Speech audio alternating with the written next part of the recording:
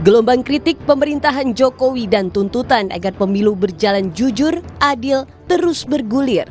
Di berbagai daerah, guru besar di kampus-kampus mengeluarkan petisi dan deklarasi mengkritik sikap Jokowi terhadap pemilu saat ini.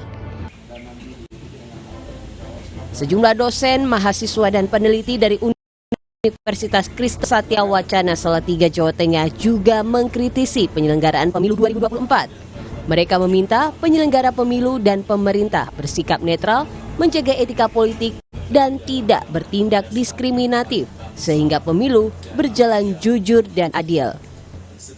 Penyelenggara negara, baik pada tataran pusat dan daerah, seharusnya melindungi segenap bangsa Indonesia, melayani warga negara secara menyeluruh, mengutamakan keadaban dalam berpolitik, serta menghindari pelayanan yang diskriminatif.